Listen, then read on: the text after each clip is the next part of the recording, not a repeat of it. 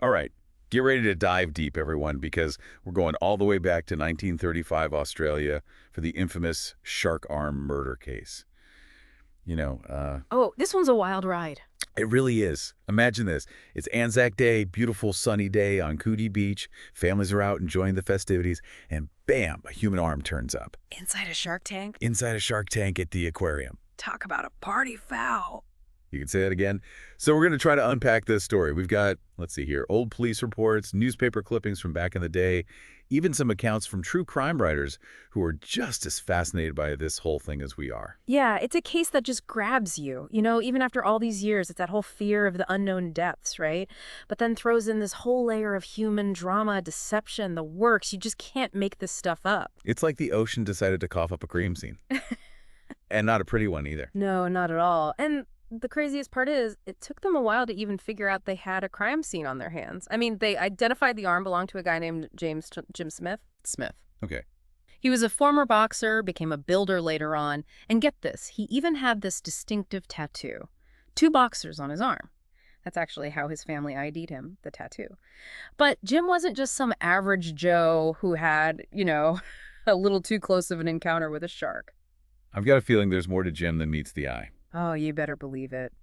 It turns out Jim had some connections. We're talking Sydney's underworld organized crime, which, as you can imagine, throws a whole wrench into things. Suddenly, everyone's thinking shark attack, open and shut. Well, not so fast. The physician examining the arm, he makes a pretty gruesome discovery. All right, lay it on me. What'd they find? The arm, it wasn't bitten off, it was severed clean off with a knife. And I'm talking someone knew what they were doing, not a clean medical cut. Brutal. It was clear that Jim Smith, he didn't just stumble into the wrong part of the ocean, he was murdered. So we're talking cold-blooded murder. That's way more terrifying than any shark. But okay, hold on. If Jim was murdered, where's the rest of them? They searched the harbor, right? Oh, they went all out. The Navy, the Air Force, everyone's scouring the coastline.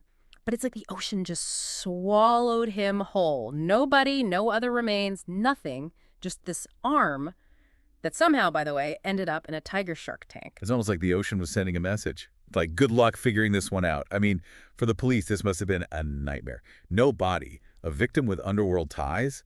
Where do you even begin with a case like that? Well, it definitely wasn't your average day at the precinct. But, as murky as things were, the cops, they weren't totally clueless. They started digging into Jim Smith's life, those underworld connections we talked about, remember? And that's when a name kept popping up, a guy named Patrick Brady. Brady. Brady. That name's familiar. Wasn't he mixed up in some shady stuff himself? I'm getting a serious birds of a feather vibe here. Bingo. Brady was a known forger. Checks, documents, you name it. The guy was practically a walking, talking counterfeiting operation. And yeah, he ran the same circles as Jim Smith. Turns out they were even spotted together just days before Smith vanished, having a few drinks at a hotel bar in Cronulla. Okay, so we got a connection, but was there anything concrete tying Brady to the, actual murder? What were the police working with back then? I mean, it was the 30s, right? Forensics couldn't have been all that. You're telling me. Fingerprinting, that was about it. DNA analysis, forget it, that was still decades away. So the cops, they relied on good old-fashioned detective work, witness testimonies, anything they could scrounge up at potential crime scenes, and of course, the ever-elusive confession. The confession, the holy grail of any investigation. Mm-hmm. But something tells me this Brady character wasn't exactly the cooperative sort. You'd be right about that. See, that's where things take another turn. Brady, every time they brought him in, his story changed. One minute it was this, the next minute it was that. Never could keep his facts straight. Classic sign of someone with something to hide. They always trip themselves up with the details. Exactly. And the more inconsistent Brady was, the deeper the suspicion grew. But just when the cops thought they had their man, another player enters the game. A real curveball. Reginald Holmes. Holmes. Okay, who's this guy? Fill me in. On the surface, Holmes was about as straight-laced as they come. Respected boat builder, pillar of the community, that sort of thing. But of course, every story's got its wrinkles, right? Uh-oh. I sense a butt coming on. Yeah.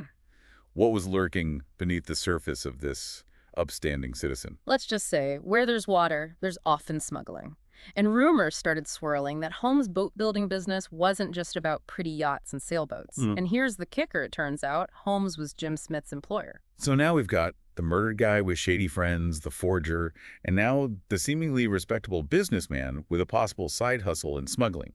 Did the police think Holmes and Smith were in on the smuggling racket together, partners in crime? That was the working theory. And word on the street was their little partnership, it wasn't exactly smooth sailing. Rumors of a falling out, an insurance scam gone wrong, maybe even some blackmail thrown in for good measure. It's starting to look like Jim Smith might have gotten tangled up in something he shouldn't have. Blackmail. Okay, now things are getting juicy. But if Holmes was calling the shots, why target Smith? Why not just cut him loose, walk away? This whole thing seems a bit extreme, even for a smuggling operation. That's the million-dollar question, isn't it? The cops, they were hoping to find some answers when they searched Brady's cottage. Witnesses had mentioned a missing mattress, a big trunk, the kind of stuff you could use to get rid of a body, you know. It was obvious someone was trying to cover their tracks. This is like something out of a film noir. The suspense is killing me. So did those missing pieces of furniture lead to any breakthroughs in the case? Did it cement Brady as the prime suspect, or did it point even more towards Holmes? Well, let's just say, those missing furnishings were the least of their worries. Right when the investigation seemed like it was hitting a wall, bam, it takes another wild turn. The police get a call about a speedboat tearing through Sydney Harbor like a bat out of hell. And guess who's at the helm? None other than Reginald Holmes. Wait, Holmes, the respectable boat builder. What in the world is he doing leading the cops on a high-speed chase? That's what they were trying to figure out. It was pure chaos. They finally caught up to him, but not before Holmes ends up with what looked like a bullet wound to the head. Naturally, everyone jumps to conclusions, right? Someone was trying to shut him up before he could spill the beans. So was it a hit gone wrong? Or was there more to this supposed attempt on Holmes's life than met the eye? Well, the cops, they weren't so easily convinced about this whole hitman narrative. The gunshot wound, it was real, don't get me wrong. But the bullet, it actually just grazed his skull, didn't penetrate. Plus, they found the gun right there in the boat with him.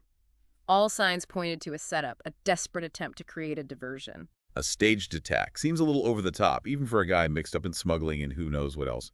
What was he playing at? That's the million-dollar question. But under interrogation, Holmes finally cracks. And what he reveals sends shockwaves through the entire investigation. Holmes, he confesses that he knows a lot more about Jim Smith's murder than he's been letting on. And get this, he claims Patrick Brady, the forger, admitted to the whole thing. Hold on. So Brady spills his guts to Holmes about killing Smith, and instead of going to the police, Holmes decides to, what, protect him. Was there something more going on between those two? Your guess is as good as mine. Holmes, he never actually explained why he kept his mouth shut.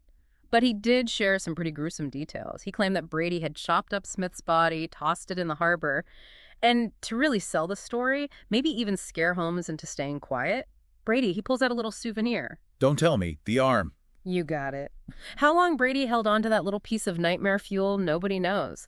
But it definitely adds a whole other layer of creepy to an already messed up story. This is insane. The whole thing is like something out of a bad dream. So, with Holmes's confession, did they finally have enough to put Brady away for good? You'd think so, wouldn't you? I mean, a first-hand account like that should be an open and shut case. But, as with everything else in the shark arm murder, it's never that simple. Just days, and I mean literally days before he was set to testify, Reginald Holmes turns up dead. Oh, no. It sounds like someone wasn't about to let him take the stand. It certainly wasn't a coincidence. This time, though, there was no question of a staged attack. They found Holmes slumped over in his car, 3 bullet holes in his head. Brutal, calculated, and the timing was impossible to ignore. Someone wanted Holmes silenced permanently. So what happened next? Did the investigation just hit a dead end? Did they ever find out who killed Holmes and ultimately who was really behind Jim Smith's murder? And that's the most frustrating part of this whole case. So many questions, but almost a century later, we're still searching for answers. Without Holmes's testimony, the case against Brady fell apart. He was acquitted of the murder charge and promptly arrested again, but for his outstanding forgery charges. Talk about a hollow victory for justice. I can't imagine what Jim Smith's family went through, never knowing the whole truth. It's a reminder that sometimes the bad guys, they get away with it. The shark arm murder, as it became known, it gripped the public's imagination like few cases ever have. Everyone had their theories, but in the end, it left everyone wanting more. A missing body, whispers of a bigger conspiracy, maybe even reaching the upper echelons of Sydney's elite, and the deaths of 2 key players.